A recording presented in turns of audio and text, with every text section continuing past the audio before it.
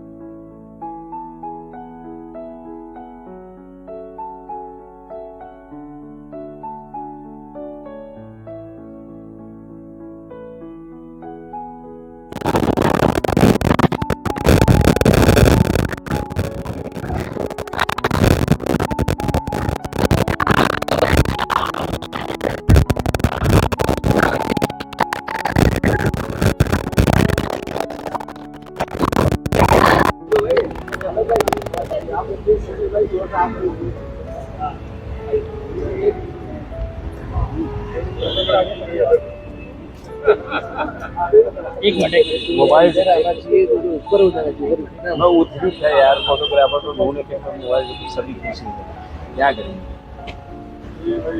भाई का एक बार ले ले भाई, सर का ले ले।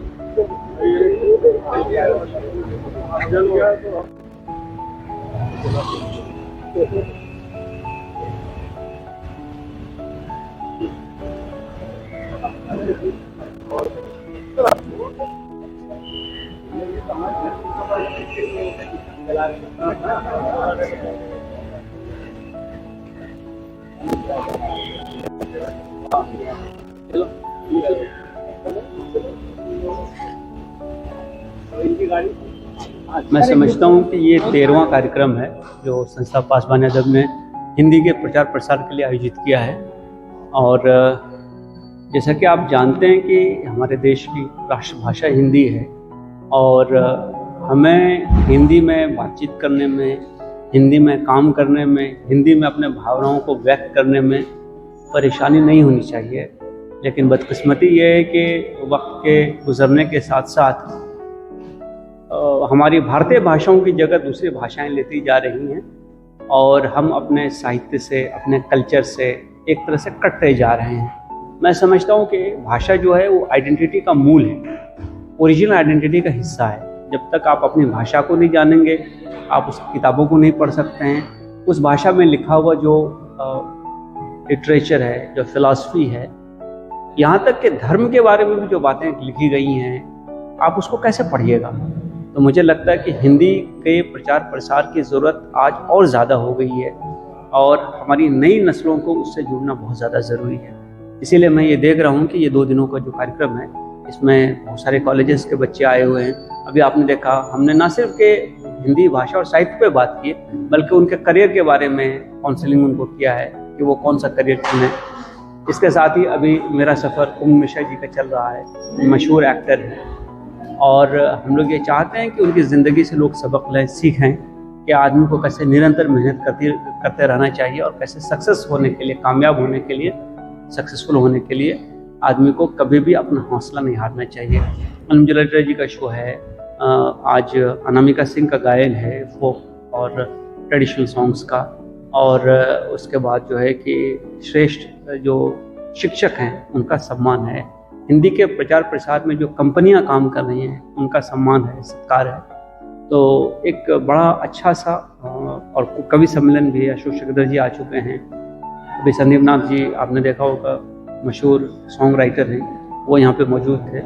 तो इन तमाम चीज़ों को करने के पीछे उद्देश्य ये है कि लोग अपनी भाषा के बारे में जानें, अपने साहित्य के बारे में जानें, अपने कल्चर के बारे में जानें और वो अपनी जड़ों से जुड़े रहें। तो मुझे बहुत खुशी है कि बड़ी तादाद में लोग यहाँ से हैं, पूना से हैं, बहुत सारे और जगह से लोग यहाँ पे आए हुए हैं। तो एक बहुत खुशी की बात है। अनुभूति कार्यक्रम में आपकी मुलाकात? सर, मेरी ये पहला मौका है और बहुत ही अद्भुत है। ये बहुत ही कमाल का है, बहुत कमाल का इनिशिएटिव है। तो मुझे तो बहुत अच्छा लगा। मैं सौभाग्यशाली महसूस करता हूँ कि मुझे मौका दिया गया है बुलाए का। और क्या कहना चाहेंगे, जिस तरह आज कार्यक्रम का आयोजन है, स्कूली बच्चे पहुंच रहे हैं? तो ये इंस्पिरेशनल है कि आप लोगों को जिसको कहते हैं कि जिस तरह का प्रोग्राम यहाँ पे किया जा रहा है, हर तरह के लोग आ रहे हैं और उन जिसको कहते हैं कि गाइडेंस मिल रही है बच्चों को, लिटरेचर से परिचय हो रहा है, वो सब बहुत ही कमाल की चीज़ है, कमाल का इनिशिएटिव है।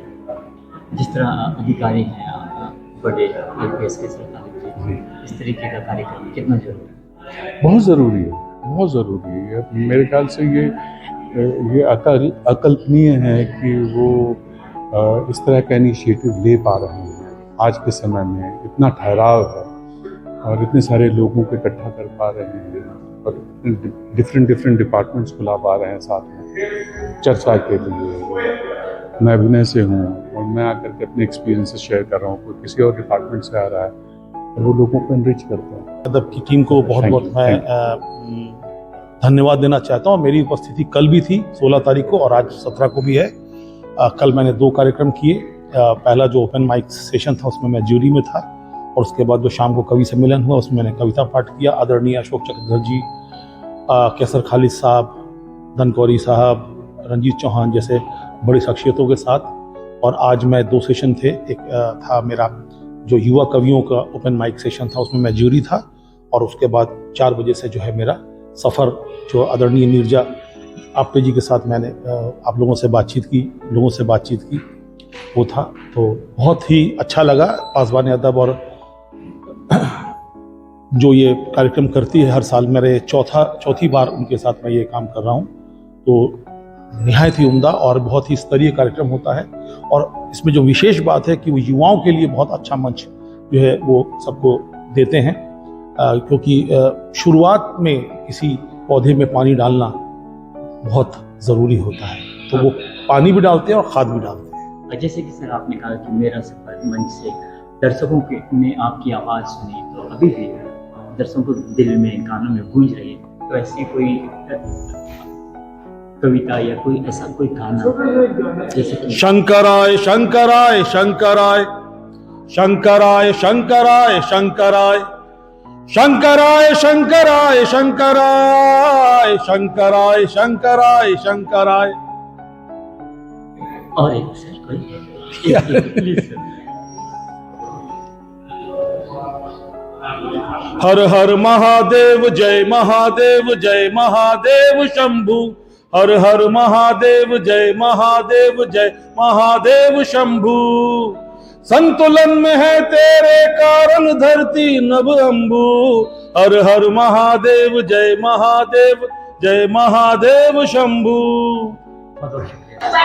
मैं निवेश जैन, हम खालसा कॉलेज से माटुंगा वाले।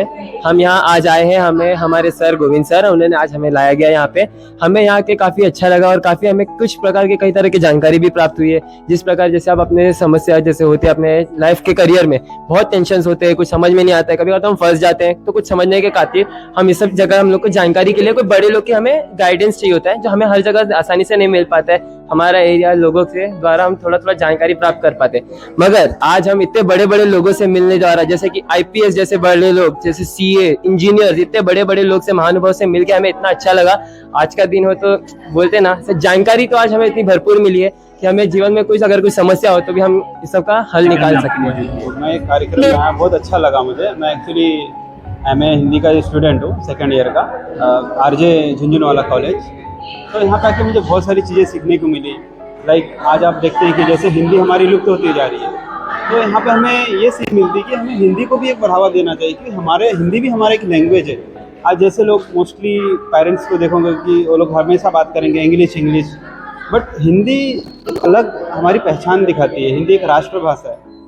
तो मेरे को यहाँ पे बहुत सारी चीज़ें सीखने को मिली। जैसे अभी मैं अंदर जब गया तो अंदर देखा कि जो भी आए थे, जो भी गेस्ट आए थे, उन्होंने इंटरव्यू स्किल्स के बारे में अपनी बातें रखी, हिंदी को कैसे आगे ले जाया गया, और बच्चों में बहुत सारे क्रेज भी थे।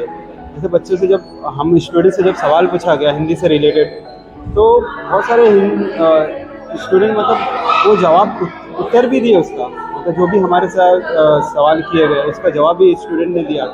तो मेरा मतलब कहने का मतलब ये है कि लोगों को हिंदी को भी एक पढ़ना चाहिए। हम सोचते हैं कि मतलब हम बच्चे को इंग्लिश मीडियम में डालेंगे, बट व्हाट अबाउट हिंदी?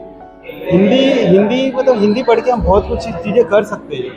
हम क्यों मतलब कोई एक लैंग्वेज को पकड़ के बैठे कि जैसे इंग्लिश पढ़ रहे तो अभी हम आगे बढ़ेंगे, बट हिंदी से भी हम बहुत कुछ कर सकते हैं। बहुत सारे कवि हुए हमारे देश में, हिंदी ने हमारे देश को आज़ाद भी कराया। हम जब हिंदी पढ़ते हैं, जैसे मैं एमए में हूँ, तो मैं देखा हूँ रीति काल है, भक्ति काल है, आदि काल है, आधुनिक काल है। तो भक्ति काल में भक्ति भावना सब हिंदी से ही आई हुई है। सो मैं इतना ही कुछ कहना चाहूँगा। Thank you. अख्तर मदनी, मैं अंजुम इस्लाम हाई स्कूल में लास्ट 15 ईयर्स से हिंदी पढ़ाती हूँ। मुझे बहुत अच्छा लगा और मैं बहुत ज़्यादा शुक्रगुजार हूँ कि इन्होंने मेरी मेहनत को सराहा और मुझे इस लायक समझा और ये अवार्ड दिया। मुझे बहुत अच्छा लगा। पासबान अदब के लिए कहना चाहूँगी कि यहाँ 2 रोज़ा प्रोग्राम है पासबान अदब का, और हिंदी को जो यहाँ पर आगे बढ़ाने का जो 2 दिन से प्रोग्राम रखा गया है, उसी की एक कड़ी थी best Hindi teacher.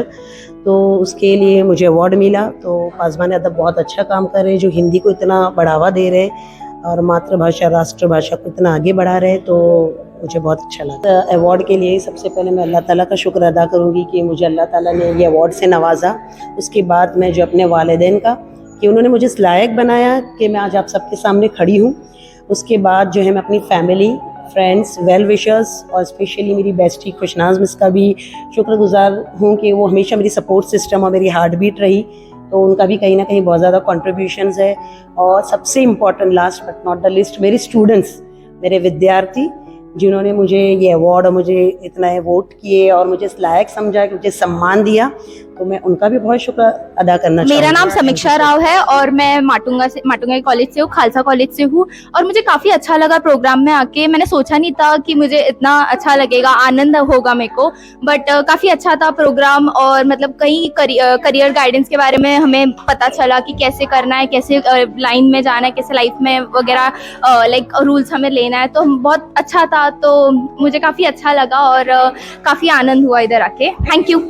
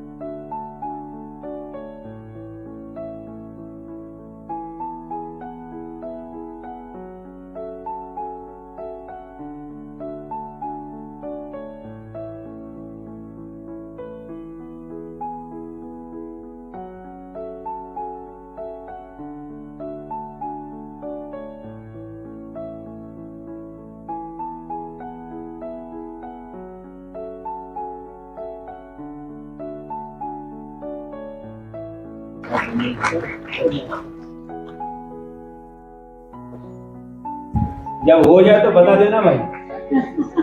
Raju stage के आदमी है, अब दूसरे को बताइए जी। और जो 4 दूसरी नृत्यांगनाएं हैं मुग्धा जी के साथ, वो है राधा साबणे। आगे आइए, राधा आगे आइए भैया। जाओ बुके लेके आओ। फिर भी सर थोड़ा पूरा है ना। हाँ, मतलब ये तो इन्होंने मार करके रखा है। यहाँ पर पहले तो नमस्कार, मैं मुग्धा डिसूजा और पासबान अदब इस कार्यक्रम में हम लोग पहली बार हमारी कथक नृत्य की प्रस्तुति दे रहे हैं। और कविता के संग कथक, ये एक बहुत ही सुंदर कंसेप्ट जो है वो हमें नीरजा ताई ने इंट्रोड्यूस किया, और उसके कारण हमें कुछ एक चैलेंजिंग करने को मिला, और हम बहुत ही खुश हैं कि एक अलग अनुभव था हमारे लिए, और हम सभी नृत्यांगनाएं बहुत बहुत ही खुश है, और इसके लिए धन्यवाद देते हैं कि हमें एक सुंदर मंच हमें दिया। बहुत ही धन्यवाद। मुझे लगता है इस संस्था के कारण अलग अलग कलाकृति को एक ये मिल रहा है, एक हम लोगों को लगता है कि हम लोगों को मौका मिला इस कलाकृति के कारण लोगों तक कथक भी पहुंचा, सुंदर शब्द, सुंदर कविताएं ये भी पहुंच पाई। तो इसके लिए मैं उन संस्था के लिए सच में आभारी हूँ कि उन्होंने सच में एक सुंदर रंगमंच, एक सुंदर 2 दिवसीय फेस्टिवल ये किया है ऑर्गेनाइज, तो बहुत ही उम्दा है हमारे लिए। Thank you. प्रस्तुति थी, कविताओं पर पहली बार कुछ प्रस्तुत कर रहे थे। थैंक यू नीरजा ताई, मुग्धा ताई for giving this wonderful opportunity. बहुत मजा आया, बहुत। नमस्कार, माझं नाव मुग्धा जोशी। पहिले तर मी नीरजा ताई आणि मुग्धा ताईचे खूप आभार मानते की त्यांनी मला ही संधी दिली। हा खूप नवीन उपक्रम आहे, माझ्यासाठीही नवीन होतं, खूप शिकायला मिळालं, तर थँक्यू सो मच। नमस्कार, मी राधा साबणे। नमस्कार, मी राधा साबणे, आणि ही एक वेगळी म्हणजे खूपच अनोखी म्हणतो आपण जसं हिंदीमध्ये, तसं खूपच अनोखी कॉन्सेप्ट ॲक्च्युली आहे ही, ज्याच्यात कवित्व आणि त्यासोबत कथक खूप युनिक कॉम्बिनेशन आहे। हे कॉम्बिनेशन आम्हाला उपलब्ध करून देण्यासाठी नीरजाताई तुमचे आणि मुग्धाचे खूप खूप थँक्यू। Thanks a lot. नमस्कार, मी वैभवी जोशी। मी पहिल्यांदा कथ्थकसोबत, कवितेसोबत कथ्थक केलं। सर्वसाधारण लोक मराठी कवितांसोबत नाचतात, पण हिंदीसोबत करताना खूपच मजा आली। Thank you so much मुग्धाताई।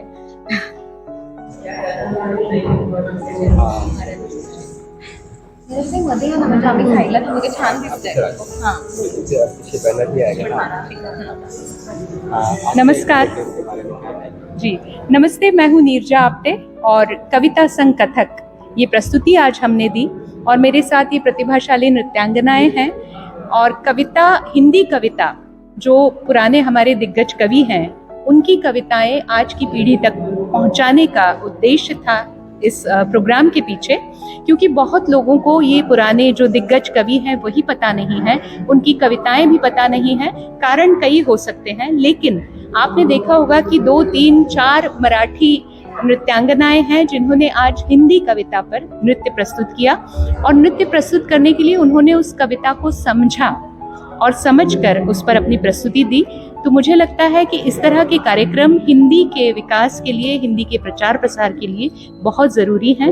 और पासबान अदब एक ऐसी संस्था है, कैसर खालिद साहब ऐसे एक संस्थापक हैं जिनकी वजह से, जिनके माध्यम से ये अलग अलग भाषाएं सभी तक पहुंच रही हैं, इनका प्रचार प्रसार हो रहा है, इनका विकास हो रहा है, और इसके लिए हम सभी पासबान अदब के लिए बहुत बहुत धन्यवाद कहते हैं, उनके शुक्रगुजार हैं कि इतना अच्छा मंच हम सभी को दिया। मैं आमंत्रित करती हूँ विप्रा सामंत को। आइए।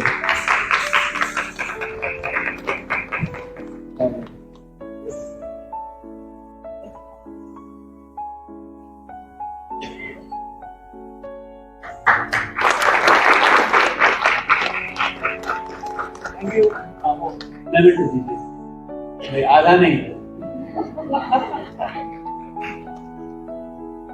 वैभवी जोशी।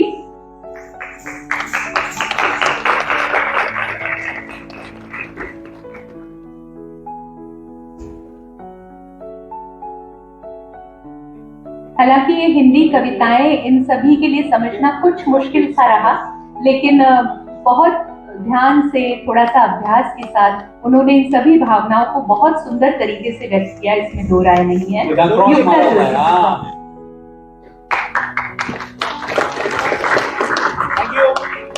और जो कविताएं आपने संगीत के साथ और एक बहुत सुरीली आवाज में सुनी, वो है इंदौर की मेरी मित्र वैशाली बखोरे जी, जिन्होंने इन रचनाओं को स्वर दिया, संगीत भी दिया, और कुछ रचनाएं जो आपने मेल वॉइस में सुनी, पुरुष आवाज में, वो क्षितिज आप्टे, और एक और निनाद करके हैं, उनकी आवाज़ थी। तो ये सबकी मिली जुली कोशिश है और इसके साथ हमने ये आपके लिए प्रस्तुत किया। मैं चाहती हूँ एक बार मेरी सारी दोस्त यहाँ आ जाएं और जी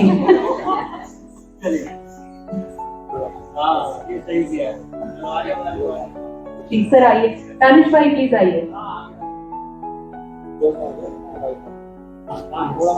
यहाँ आइए। तो पासवान अदब मेरे लिए तो परिवार है।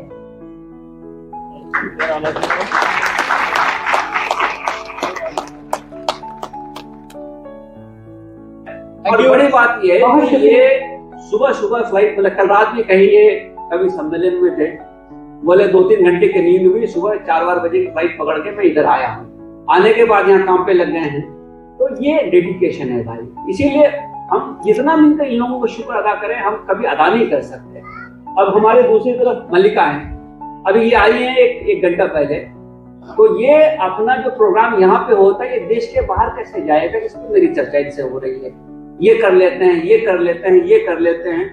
अब ये देखिए कि जब हम ऐसे लोगों को देखते हैं जो है ना, तो जब हमारे उसमें पानी भरता है तो बहुत लहरता है, हम क्या करते हैं उसको, हम डॉक्टर के पास, सर्जन के पास जाते हैं, वो उस पर चीरा मारता है और सारा का सारा पस निकल जाता है, मवाद निकल जाता है। उसके बाद आपको जो सुकून मिलता है ना, ये वही है जिसको आप लिखने के लिए लिखने में एक्सप्रेस करते हैं, वो चीरा है। एक बार अगर आपको शब्द मिल गए जो आपको उस भावना को एक्सप्रेस करते हैं, तो मुझे लगता है कि वाकई जो है आपका काम हो गया। तो ये कोशिश हम लोगों की रहती है। तो जितने भी क्रिएटिव लोग होते हैं, जरा वो मुश्किल उनकी जिंदगी होती है, क्योंकि ये विचार जो है ना, वो उनको चैन से रहने नहीं देता है। और जब क्रिएटिविटी का कोई मसला, मैंने महसूस किया है, कितनी बार मैं सोने के लिए गया हूँ, इधर कुछ चल रहा है, उठ करके जाके लिखना पड़ा है, क्योंकि उसके सिवाय जैसे आपको सर दर्द हो ना, तो जब तक आप गोली नहीं खाते वो जाता नहीं है। ये गोली है कि सर दर्द कैसे दूर हो जाएगा। तो इस ढंग से ये हम लोगों का सफर चलते रहता है। हमारे प्रोग्राम में थोड़ा बहुत भूल चूक होता रहेगा, कुछ कमी आपको महसूस होगी, उसको आप दरगुजर कीजिए, माफ कीजिए, क्योंकि हमारा प्रोग्राम दरअसल बहुत मुश्किल से तरतीब दिया हुआ प्रोग्राम है। अब जो है, क्योंकि 6 बज गए हैं, तो अब हम प्रोग्राम को विधिवत शुरू करेंगे। नहीं, ये निकल नहीं पाएंगे क्योंकि हमने आगे गार्ड लगा रखा हुआ है। लेकिन सिर्फ मेरी नजर आप पे नहीं है, दीक्षित भाई की नजर आप पे है। तो ये चीजें होती हैं कि उनको थोड़ी सी मोहब्बत आपसे चाहिए, ताकि आपको मालूम है हमको प्रोग्राम आगे भी करना है।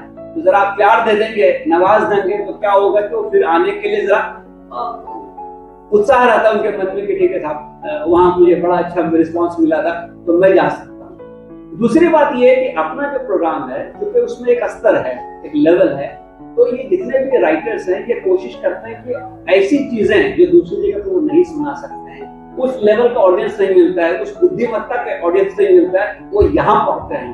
तो जिम्मेदारी आपकी रहेगी कि आप उसको रिस्पॉन्ड करें, ताकि उनको लगे कि जो इंटेलेक्चुअल लेवल है यहाँ के लोगों का, वो उस लेवल का है कि वो इस चीज को यहाँ पढ़ने में कोई दुश्वारी नहीं, कोई परेशानी नहीं है। एक रिक्वेस्ट तो मेरी ये रहेगी। दूसरी रिक्वेस्ट ये रहेगी कि आप इनकी किताबों को जरा सर्च कीजिए। अगर आपको थोड़ा सा वक्त हो तो इनको खरीद के पढ़िए, नहीं कर सकते हैं तो इनकी जो वीडियोस या ऑडियोज हैं उनको जरूर सुनिए। शायद आपकी जिंदगी के किसी पहलू को इनकी कविताएं, इनकी गजलें छू के जरूर गुजरेंगे। तो ये एक ऐसी बात है। और अभी मैं आपको ये बताऊं कि चूंकि ये सारे सीनियर लोग हैं, तो ये हमारे यहाँ बड़ा प्रॉब्लम होता है कि कौन शुरू करेगा। एक बार गेटवे ऑफ इंडिया में बड़ा मुशायरा होता है ना 26 जनवरी का, एक शायर थे, वो नया नया लिख रहा था।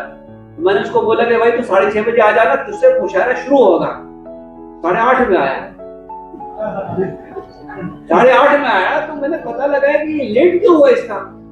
तो बोले कि भाई शुरू अगर करेंगे तो लोग समझेंगे छोटा आदमी है, पेमेंट कम हो जाएगी ना, पेमेंट कम हो जाती है नए शायर का। भाई पहले कौन पढ़ता है, बाद में कौन पढ़ता है, वो कुछ मैटर नहीं करता है।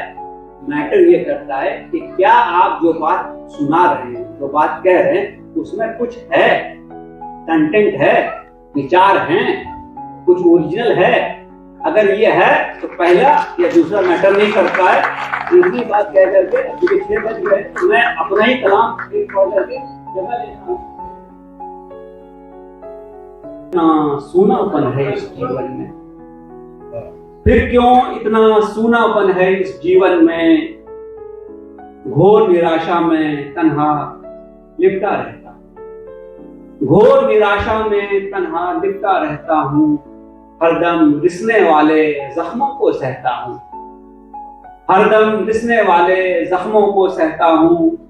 रिश्तों की हरियाली खेती में अक्सर कांटे बोए जाते हैं, रिश्तों की हरियाली खेती में अक्सर कांटे बोए जाते हैं, नफरत की फसलों को काटा जाता है।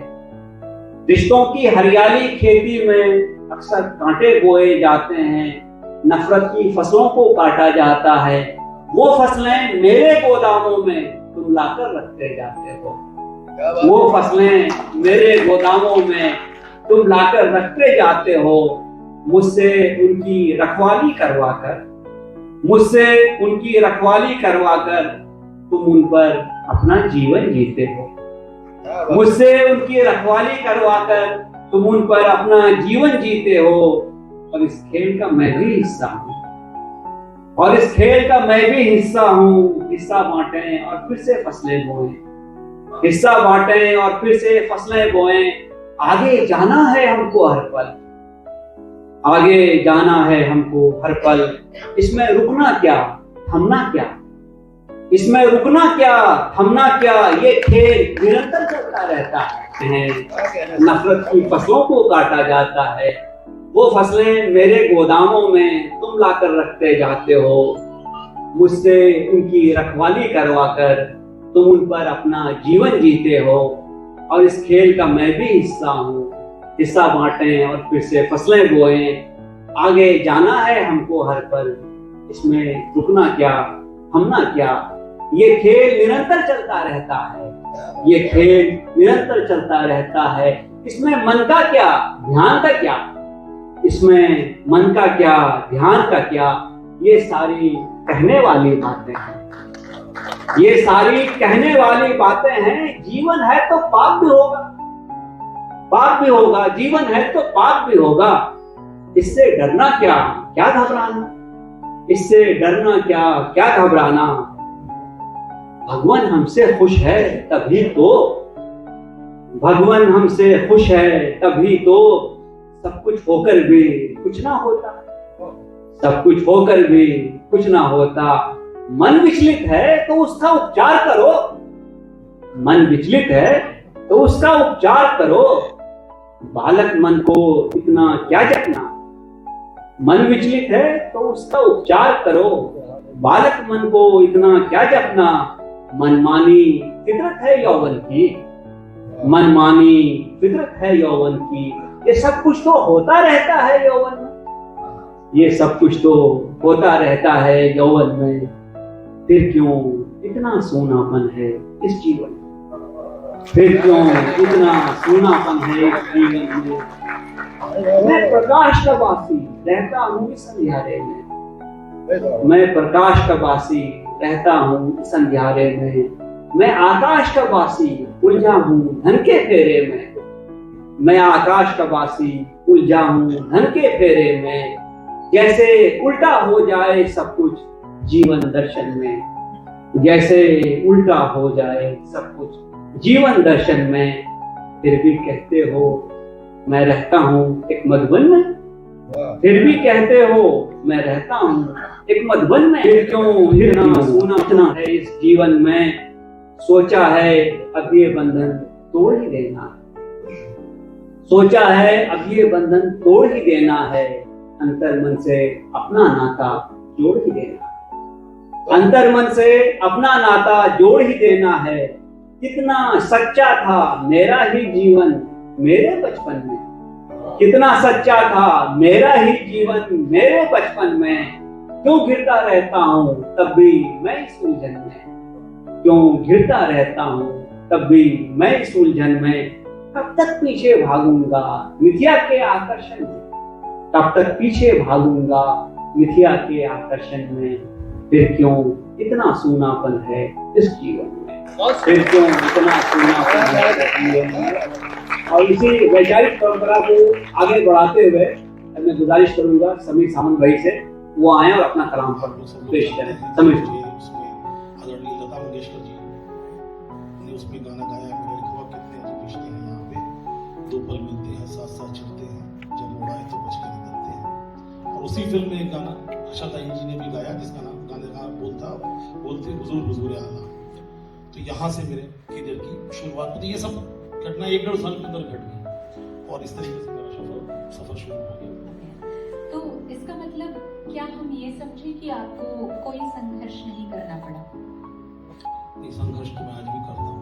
क्या है संघर्ष की परिभाषा क्या है, ये थोड़ा मेरी नज़र में अलग है। कि मैंने एक लिखा था कि मैं यहाँ क्या कमाने आया हूँ, मैं तो संघर्षों का उत्सव मनाने आया हूँ। जीवन में संघर्ष रहे, संघर्ष है उसूलों पे चलने का, संघर्ष है अपने काम के साथ ईमानदारी का, संघर्ष है जो जिम्मेदारी आपको मिली है उसको ठीक से पूरा करने का। फिल्मों में चूंकि शुरुआत का जो मेरा काम था बिहाइंड द सीन था, तो लोगों को समझ में नहीं आता है, बहुत बड़ी जिम्मेदारी होती है। और उसको, और सबसे बड़ी बात है हमारे पहले बुजुर्ग इतना काम करते गए हैं कि उस काम के आसपास भी टिकना है। और जिसमें वो महक हो जो सादेपन से आती है, बहुत खूब। बाकी जो फिल्में आपने की, अलग अलग फिल्में की जिनके लिए आपने गीत लिखे, तो आपने पहले धुन पर शब्द लिखे या पहले आपने शब्द लिखे और उन पर धुन बनी? अच्छा सवाल है आपका। ज्यादातर फिल्मों में धुन पर ही लिखना पड़ता है। मुझे लगभग 250 के आसपास गीत लिखे होंगे, तो उसमें से 248 गीत जो है वो धुन पे लिखे हैं मैंने। पोएट्री करते वक्त ये रहता है कि आपके पास अपना मीटर होता है, अपना थॉट प्रोसेस।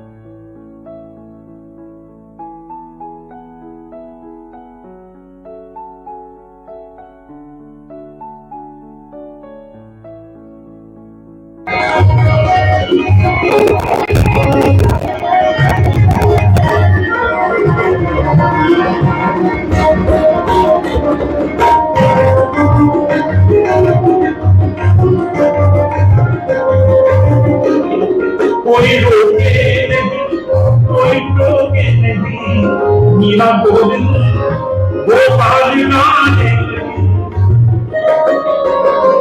कोई रोके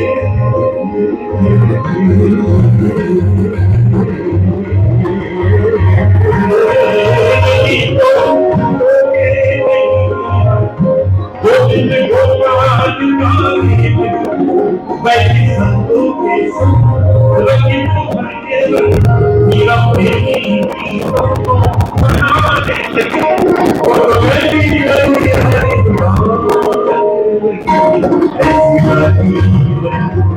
मीरा